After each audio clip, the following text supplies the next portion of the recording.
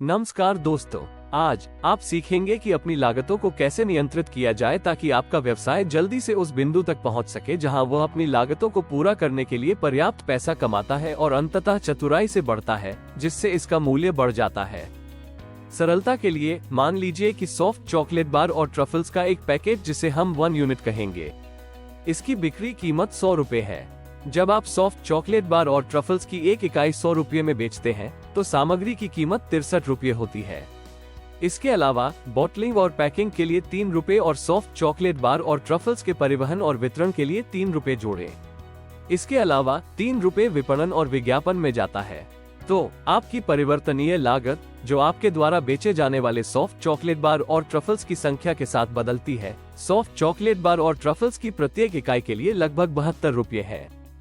अब आइए उन निश्चित लागतों को देखें जो समान रहती हैं, चाहे आप सॉफ्ट चॉकलेट बार और ट्रफल्स की कितनी भी इकाइयां बेचते हो।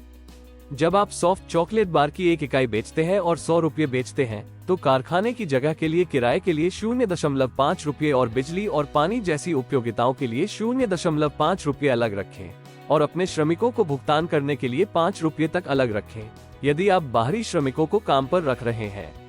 यदि आप ऋण लेते हैं तो आपको जो ब्याज देना है उसके लिए अतिरिक्त 1 रुपया शामिल करें। ये सब सॉफ्ट चॉकलेट बार और ट्रफल्स की प्रत्येक इकाई के लिए निर्धारित लागत के लगभग 7 रुपये तक जोड़ता है। जब आप निश्चित और परिवर्तनीय दोनों लागतों को जोड़ते हैं तो सॉफ्ट चॉकलेट बार और ट्रफल्स की प्रत्येक इकाई बनाने के लिए आपको 79 रुपये खर्च करने पड़ते हैं, जो 100 रुपये में बिकती है। इसका मतलब है कि आप सॉफ्ट चॉकलेट बार और ट्रफल्स की प्रत्येक इकाई के लिए 21 रुपये का लाभ कमाते हैं। हालांकि आपको करों में 6 रुपये का भुगतान करना पड़ सकता है, इसलिए करों के बाद आपका लाभ लगभग 15 रुपये प्रति सॉफ्ट चॉकलेट बार और ट्रफल्स है। ये कहने का एक सरल तरीका है कि आपका शुद्ध लाभ मार्जिन 15% है। अब नियोजन भाग के लिए आपके पास 2 विकल्प हैं, या तो अपने लाभ का कुछ हिस्सा व्यवसाय में फिर से निवेश करें या अपने लिए पैसे का उपयोग करें। अपने लाभ का आधा हिस्सा, जो कि 7.50 रुपये है, स्टॉक जैसी चीजों के लिए व्यवसाय में वापस डालना बुद्धिमानी है। फिर आप बाकी 7.5 रुपये का उपयोग अपने या अन्य उद्देश्यों के लिए कर सकते हैं। जल्दी से लाभ कमाने के लिए अपनी निश्चित लागत को कम करने का प्रयास करें। सॉफ्ट चॉकलेट बार और ट्रफल्स बनाने के लिए जगह किराए पर लेने के बजाय अपने स्वयं के शेड का उपयोग करें।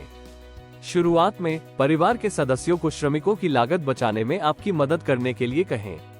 ऋण लेने के बजाय अपने पैसे का उपयोग करें या दोस्तों, परिवार और व्यावसायिक भागीदारों से मदद लें।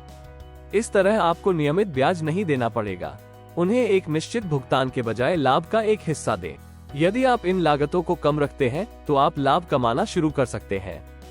जब आपके ग्राहक आपके उत्पादों को पसंद करते हैं और आपका व्यवसाय बढ़ता है, तो आपको इसे चलाने के लिए अधिक धन की आवश्यकता होगी। आपको अधिक सामग्री खरीदनी होगी, अधिक उत्पाद बनाने होंगे और तैयार माल और दुकानों के लिए क्रेडिट के लिए पर्याप्त पैसा होगा। यही वो जगह है जहां पर्याप्त कार्यशील पूंजी होना महत्वपूर्ण है। यह आपके व्यवसाय को बढ़ने में मदद करता है। आप इस पैसे को बैंकों या स्थानीय समूहों से प्राप्त कर सकते हैं, लेकिन अपनी कमाई का उपयोग करना सबसे सस्ता तरीका है। अपने मुनाफे का आधा हिस्सा व्यवसाय में रखने और फिर से निवेश करने से आप 2 काम करते हैं। आपके पास काम करने के लिए अधिक कार्यशील पूंजी है और आप अपने व्यवसाय के मूल्य को बढ़ाते हैं। जब आप पुनर्निवेश करते हैं तो आप बड़े ऑर्डर संभाल सकते हैं और अधिक स्टॉक रख सकते हैं। इससे अधिक व्यवसाय होता है और इसके परिणामस्वरूप आपके व्यवसाय का मूल्य बढ़ता है।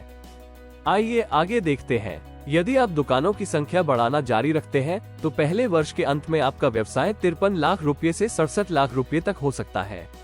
यदि आप दूसरे और तीसरे वर्ष में दोहरी पाली में काम करते हैं तो आपके व्यवसाय का मूल्य 1.1 करोड़ रुपये से 1.3 करोड़ रुपये हो सकता है। जितना अधिक पैसा आप अपने व्यवसाय में वापस डालेंगे, उतना ही अधिक क्रेडिट आपको मिल सकता है। जितना अधिक आप बेच सकते हैं और आपका व्यावसायिक मूल्य उतना ही अधिक जाएगा। All the best.